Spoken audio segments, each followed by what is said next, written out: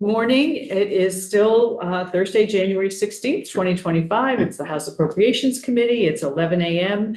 and we are continuing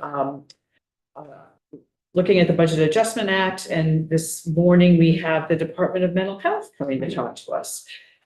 So we're delighted to have you here, and we have a lot of new members. So we're going to do our go around the room, and pretty soon we'll all be able to tell you who each other's district is, although I still won't have all 10 names. Sense is. And then we'll have you introduce yourselves. Wonderful. Thanks. Great. Good morning. I'm Dave Jacob. I live in Morrisville and I represent the Lamoille, Washington district. Good morning and welcome. John Kosenska from Essex, Caledonia. I'm from the town of Burke, but I represent 9 others as well. I won't list them. I'm Mike Nigro and Bennington. Tom Stevens from Waterbury, representing Washington, Chittenden, which is Waterbury, Bolton, Huntington, and Buell's Gore. Good morning. Welcome back. Jim Harrison, Chittenden, Mendon, Killington, and Pittsfield. Robin Shy from Middlebury. Welcome. Tiff Moonley from Burlington. Ferris Pearl, Underhill, and Farragut. Wayne Rush from Franklin Fives. It's I keep saying them in different order. Franklin, Highgate, and Richford. Anymore? Good morning. I'm Mike Murwicky and I represent the Wyndham 4 district of Putney and Dummerston. And Lynn Dickinson, I represent St. Albans Town. And we have a representative from the Healthcare Committee with us. Yes, Woody Page from So welcome, everybody. And if you all want to introduce yourselves and take it away. Yeah, great. Thank you. Good morning. For the record, Emily Hawes, Commissioner for the Department of Mental Health. Hi, Shannon. Good morning. I'm Shannon Thompson, the Financial Director for the Department of Mental Health. Good morning. I'm Samantha Sweet, Deputy Commissioner at the Department of Mental Health. Here, so. Yes, thank you. So I thought that we would do just a quick overview of what our system looks like from a level of care perspective, just to frame out our ups and downs, if that's okay. So what I'd like to start with is what we refer to as the pyramid. And so at the top of the pyramid is our inpatient level of care system. And so we have around 229 beds across the state of Vermont for inpatient psychiatric care for both voluntary and involuntary, and then also for youth. So for youth, we currently have 30 beds at the Brattleboro Retreat. And then for adults, we have, we work with units at the UVM Medical Center, Brattleboro Retreat, Rutland Regional Medical Center, the Wyndham Center, which is a part of Springfield Hospital, and currently Central Vermont Medical Center until that unit closes down. And then go ahead. Interrupt for just a sec. Sorry. Sure. Will we have a copy of this at some point? We'll send it to Erin because I absolutely have it on our. We don't have anything at this point. Okay. Yeah, this is our go-to framework. So absolutely. So anything you've got, is send to Erin. Yes, absolutely. Thank you.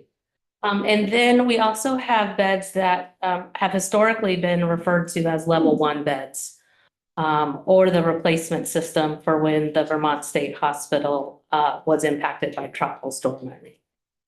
So we have level 1 beds at the Brattleboro Retreat. And we also have level 1 beds on the South Unit at Rutland Regional Medical Center. And then the state operates a 25-bed facility here in Berlin, the Vermont Psychiatric Care Hospital. And so those are your hospital beds. Folks need to meet hospital level of care, which typically means they need 24-hour nursing. They could need medication that's court ordered, but they are needing that 24-hour care at that hospital level.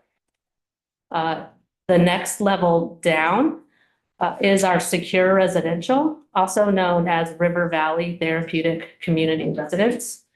River Valley is a secure residential located in Essex. They serve 16 folks there. And they are also as a result of Tropical Storm Irene. This was a replacement facility for some of those longer term folks who don't need a hospital level, but still need a good amount of structure in a secure setting to continue their treatment.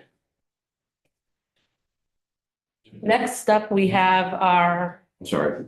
Just have a question. We switch gears, I need to Pay attention. pay attention. I'm boring you already. Come on. I was forewarned and our chair had to step aside. He didn't hear the.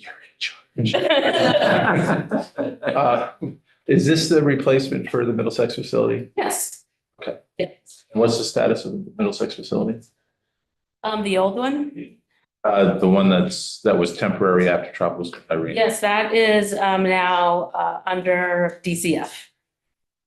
And we replaced it with this 16-bed facility in Essex. And so the Department of Mental Health isn't involved with that location anymore. But DCF is. Yeah. Yeah. You survived.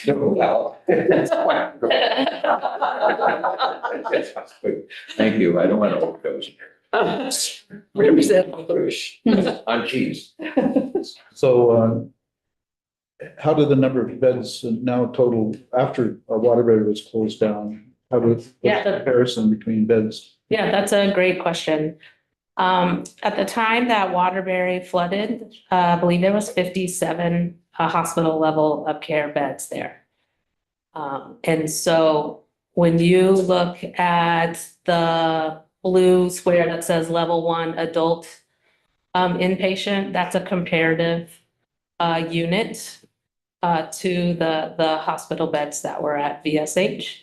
And then River Valley would also be considered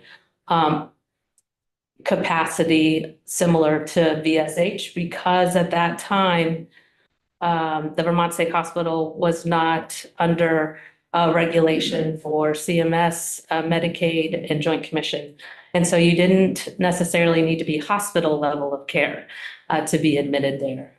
And so the River Valley 16-bed facility also supports folks who would have likely access to care at the Vermont State Hospital. It was about the same. Yeah, if not more. And almost several of the next three levels down did not exist at the time of Tropical Storm Irene. A lot of these next programs were developed out of Act 79. And so our intensive residential and treatment programs, those are what we would call 24/7 staffed. There is nursing components to that, but not necessarily 24/7 nursing. There are physician providers as a part of that, but not necessarily 24/7 like you get at a hospital level.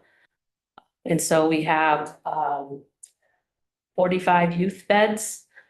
Our intensive recovery residences, we have 42 of those. We also have peer run residential. Peer run is a person with lived experience. And then we are in the process of developing a youth psychiatric treatment facility down at the Brattleboro Retreat, and that's a 15-bed youth program, which was new last legislative session. So the issue of trying to get the housing with the pods that were supposed to go to St. Albans, has that issue been resolved? So that you have placement for those folks? At the I'm not sure. Maybe I'm confusing. Tell me more. Judiciary ones. I think you went to Virginia's. Pardon? I think you went to Virginia's. Went to Virginia. Oh, for youth, the youth system, like Virgin's, is all operated under DCF. Okay. So I don't know if I don't think they've done their testimony yet. No, they haven't. So those are really good questions for them to answer. Okay. And then we've spent the last couple of years really targeting our crisis system of care. And so I'm gonna highlight the work that is in the orange section. because that is how we vision our crisis services. So we have the 988 National Crisis Lifeline. 988 is answered by folks up at Northeast Kingdom Human Services, as well as Northwestern Counseling Services in St. Albans. That's a 24/7 crisis lifeline, and that has been a huge resource for our community members. From 988, folks can then access an enhanced mobile crisis response, which is a two-person 24/7 statewide crisis response in the community where that individual is. And then we also recently opened 6 mental health urgent cares throughout the state. So we have a mental health urgent care with in the Chittenden area with Howard Center, Pathways, and Community Health Center in the UVMMC. We also have one with CSAC in the Middlebury area. Also Northeast Kingdom Human Services, known as the Front Porch, is a mental health urgent care. Washington County has one here called the Access Hub. Lamoille has one targeting youth. It's called EPIC. That's in Hyde Park. Morrisville. Also HCRS has a youth mental health urgent care. UCS has one as well with their pediatric urgent or psychiatric urgent care for kids in Bennington. And I feel like maybe I missed one in there. Did I get them all? I think you've done them all. Gosh, okay. And those provide an opportunity for folks to have urgent mental health and substance use interaction without needing an overnight stay. If somebody needs an overnight stay, we do have crisis beds for adults and youth statewide. And then you'll see this, the lower the foundation of our whole system, which is our community system. And those are the services delivered in schools. Those are services delivered in our communities across the age span, mostly primarily provided by our designated agency system and specialized service agencies. So I'll pause there because I know we're really here to talk about our BAA, but if there's any, I thought that might be helpful for folks. Happy to answer any questions. Representative Mariki has a question. And this may segue into your BAA, but when I worked for Family Services, it was not unusual for me and other staff to have to sit with a child 24/7, often for days in an emergency department, waiting for a benefit retreat. Mm-hmm. Do you have a waiting list now, or what's our capacity? Yeah, we can bring or send along our most recent data. We saw our highest waits in the 2020 to 2022. And essentially now for a hospital level of care, there's essentially no wait for individuals. But sometimes there is, depending on that person's complexities, or maybe transportation is hard to find. But there are kids who spend time in emergency room, and that's typically for a community placement.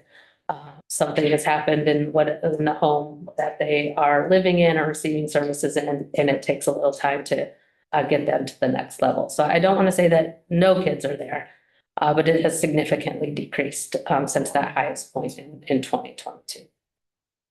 Mm-hmm. Okay, where do we go next? Okay, now we're going to go into our ups and downs. And so I'm going to pass it over to Shannon Thompson, our finance director. This is back on the multi-page spreadsheet. Yes, it is. And Page 11. page 11, all right. Did we already establish that this is TIF? So people know that. Page 11. No. No, could you give 2 Fs? The silent. Yes. Okay. We're there. Okay, Great. Go ahead. great. So good morning, everyone. This is our BAA ups and downs. We have a few items on here. a couple of items regarding the service level agreement through ADS. The first one is a $62,202 increase. That is due to the redistribution of the original budget by AHS. So AHS gets funds, or gets the budget, they distribute it, and then they I just saw that yesterday when the secretary was in, and you had a bid that they were allocating out to all the different. Great. So that one we were expecting, Okay, so you might be expecting the next one as well. only because everybody's getting that. That's simply an increase in cost of $29,772 for the Department of Mental Health. The next item is a transfer to DCF of the DS waiver children's funding that was put in the Northwest Counseling Support Services, NCSS, IFS agreement. So IFS was integrating family services. That was a program that began, I believe, in 2014 for NCSS. DCF sent those funds over to us at that time. We're now transferring those back to DCF, and they're going to hold the program for those. So this is a net neutral. It's a net neutral transfer. You should see an offset in DCF. Okay. And the next one is very similar. This is the Addison County Parent-Child Centers. We are moving all of the funds back to DCF for those services as well.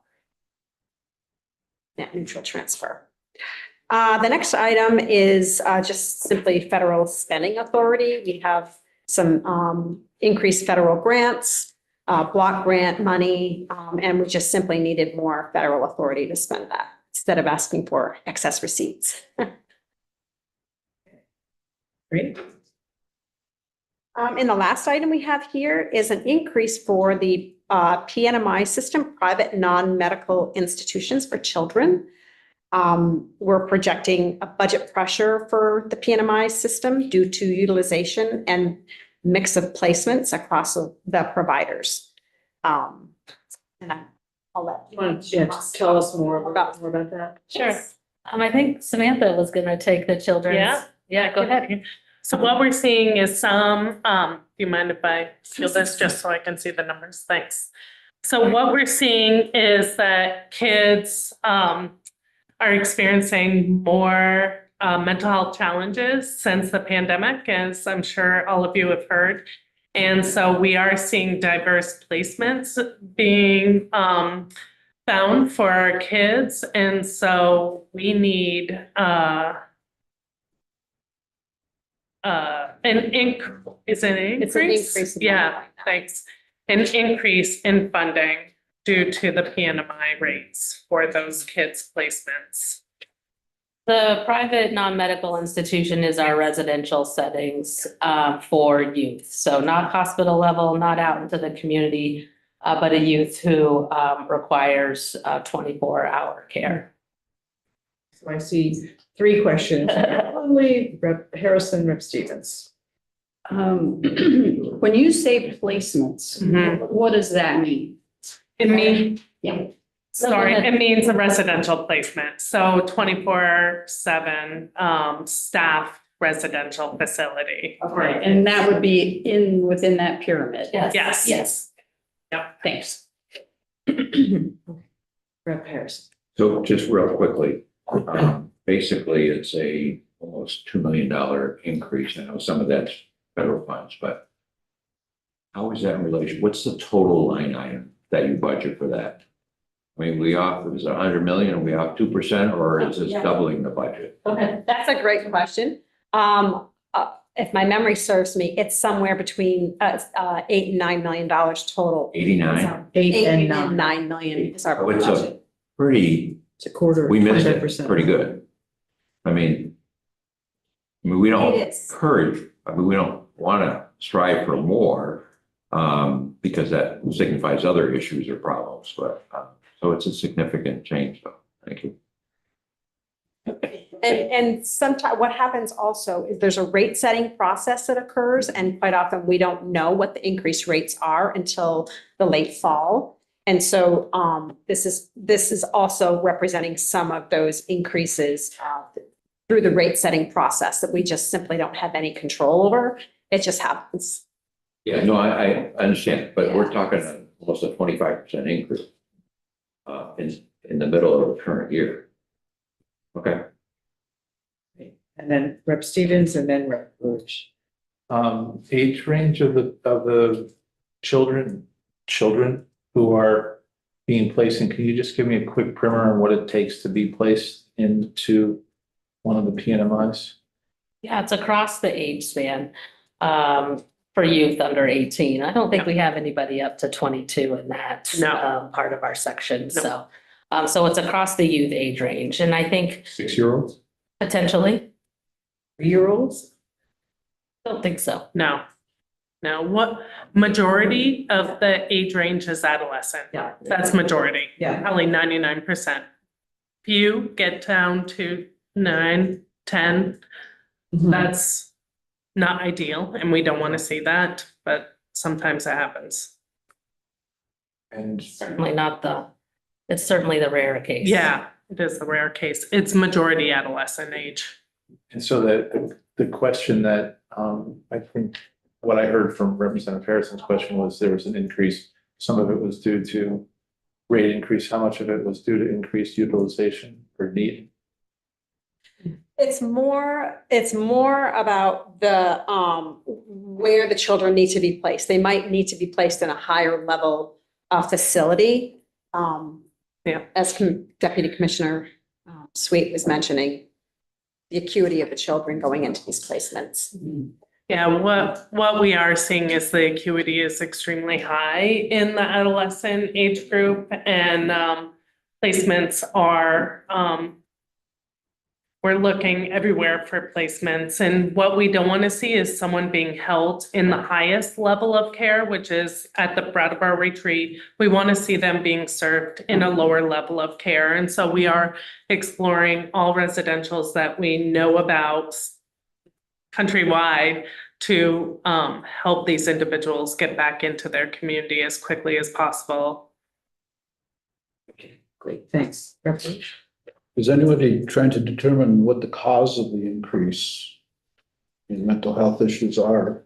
Obviously, it's a need, because if we know the cause, we might be able to mitigate it.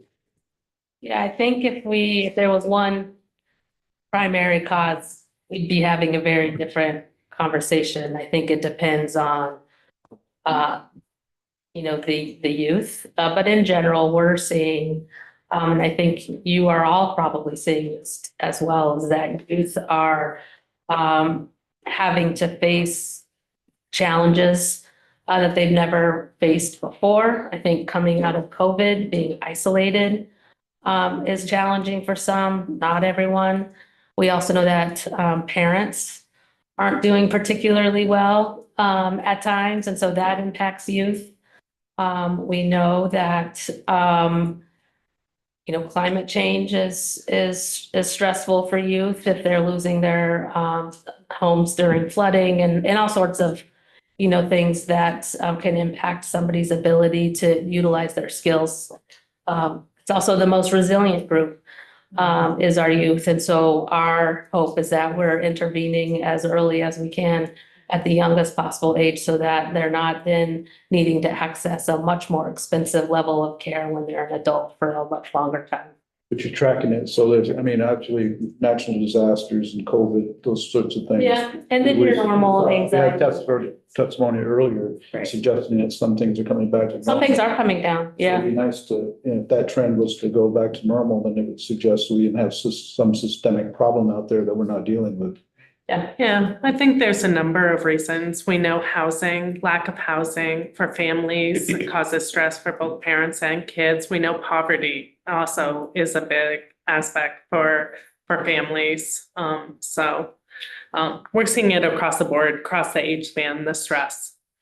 We also do see increased screening for folks with suicidality or thoughts of suicide. And so we'll see an increase because we're tracking it more and we're asking the questions more. But we would also see an increase in folks seeking treatment and getting help because we're asking more of them. And that's a good thing.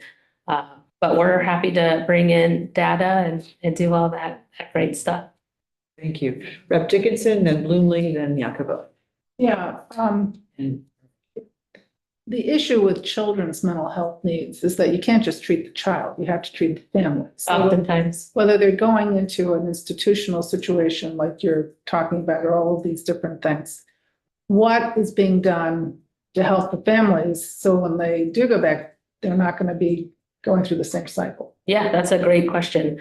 And families are involved, should they want to be involved, and should they be able to be involved? Some children and youth, depending on their parents, maybe they've relinquished their parental rights or something, but our goal is that families are involved at the right time, doing that reintegration work.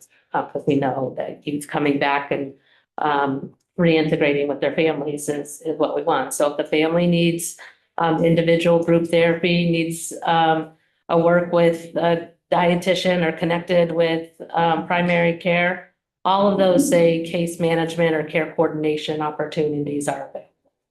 That done mostly through the community mental health agencies and In collaboration with the residential. What we will try to do is look in-state first. That's the priority, is to have them as close to their community and their family system as possible. So that's the first line of referral always, is try to keep them within their communities.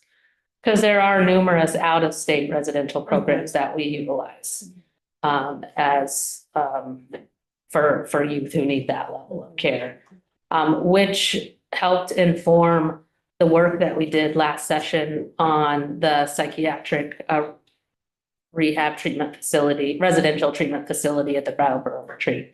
It's so youth who need that PRTF level of care don't have to go out of state to access it. And so we can work on those family dynamics and integration in a much more local. I get it that it's in Brattleboro, and that's not particularly easy for folks in Northeast Kingdom, but that's a lot easier than Florida and Tennessee or Massachusetts. thank you. Thanks, Rep. Bloomley. Well, I was looking at this and there was no line under personnel services for visiting nurses. And the last 2 years, that's been a really hefty, and I'm just wondering, what's happened? Did you? I'd love to say that we don't have travelers there anymore, but we do. That number has come down quite a bit. We're starting to hire more permanent nurses than we have historically.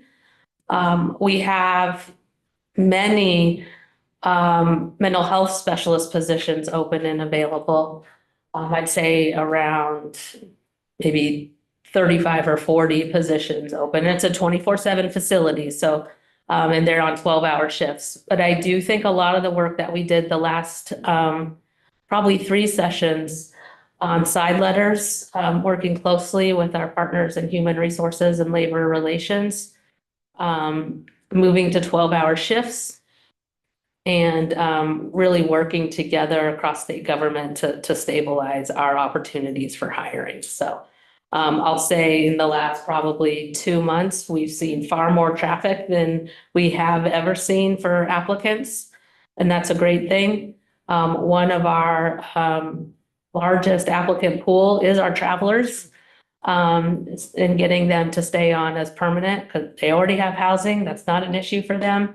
And so most are looking to get out of traveling because they've been doing it for so long. And so the hospital is highly regarded. And so we've been able to make some nice movement in the hiring of nurses. So you'll see us switch. Do you know what the percentage breakdown is? Ooh, I don't, but we Okay. can easily find that out. I've prepped that VPCH team that they might need to come in and talk about the work that they've done to make that shift.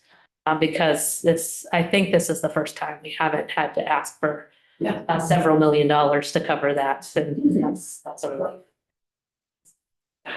Great, thank you. Rep. Iacoboni and then Mariki. 2 questions, if I may. Are the needs of these children too extensive for intensive wraparound based services to be effective? Sometimes, Well, if, would we rather serve a child in their home with intensive wraparound before we sent them to a residential placement? Yeah, I think it depends on the circumstances of the youth. And so we want to have as many tools in our toolbox as possible. So our goal is that you stay in their communities, receiving services in whatever way that that can look like. Hospitals last resort, you do want youth and adults to be served in their communities first. But there could be some where an intensive wraparound isn't an appropriate treatment option. For Once that you youth. contract out with a provider to provide a certain number of residential placements, the dollars are no longer flexible. They don't follow the child. It doesn't work that way, yeah. Dollars. It's just a limitation that's hard to get over. Yeah, we don't do individual funding packages for youth. Like you see in the Department of Aging and Independent Living, DS world. That's not, the youth mental health system is set up a little bit differently. Can you speak to the aftercare? Will there be an increased need for aftercare as this is utilized and children are discharged? Sure, do you want to, Yeah. Sam, do you want to talk Often about what we aftercare? try to do is that if a kid is placed out of state, what we want to see is bring them back to an in-state residential. So there's not such a cliff when they are in out of state and then they come back to their family system and their supports, that's a cliff. So we try really hard to bring them back to an in-state residential to then do the intensive family work to then step down into family. That's a much easier transition for the youth and for the family, yeah. And for the system as a whole to support the individual with wraparound services in the residential and then back into the community. So for everybody involved, that's best practice and we try to do that. Thank you. Yeah. And Rep. Moriki. Thank you. And I just wanted to add something to your question and what I see in working with kids, why there might be more needs. And one of the pieces is, and I meet with kids from pre-K to 12 pretty regularly. And over the years, I would ask kids what they wanted, what they needed for us to know. And more we started to hear we need more mental health services. And now that's right down to fourth grade, where we hear kids saying they need more mental health services. And I think in a way it's a good thing because it's raised awareness. We've taken some of the stigma away. Mm-hmm. And I think it's a good thing. The sooner we can get kids help. And if it's okay, Madam Chair, I have a link to a film called Resilience. And I think if people don't know about adverse childhood experiences and toxic stress and the effects on the brain of toxic stress, especially living in poverty, I mean, it really stops the thinking process from getting to the frontal cortex. And it's a challenge. And I think for more of us who know about this, that better we can understand what kind of needs are out there for our kids and as they grow into adults. Thank you. Okay, continue, please. I think that's it. Anything else? That was the last That's one. That was everything. the last one. And so, anybody else have any questions for Steve? So on the ADS charges, is it a normal course of business for you to have these charges addressed in the way that they're being addressed here? It seems like there is almost everybody who's coming in has a chunk of money from ADS and it seems historically that it wasn't quite as open or as numerous in requests. Can you just break down? We're trying to understand, and we do hear different facets of how the charges come about. I'm just curious to hear what yours are. Yeah, so, Rich might want to speak up about this as well, but from my understanding, we are allocated certain funds from ADS because we may require IT services. There are certain individuals who are supporting us from an IT perspective through ADS. there are various reasons that ADS would charge the departments back. I believe their budget gets totally charged out to different departments, different agencies and different departments. So I think that's just how it's evolved. You're right, it hasn't always been that way. And I don't remember what year that changed, but This is for Sean Hayes, CFO for AHS. I cannot recall specifically. I want to say 2017, 2018 timeframe perhaps, but I am not confident about the answer where services were centralized within the Agency of Digital Services, and IT staff that were previously the permanent classified staff of given departments were disembedded and centralized in the new agency. That's just a general historical overview. I can't speak to similar types of charges, including licensing costs, for example, then versus now, taking into account the effects of inflation, et cetera. I'm sorry, I don't have. Hear more. No, no. Good question. Yeah, just to see what the impacts on the other side. Harrison.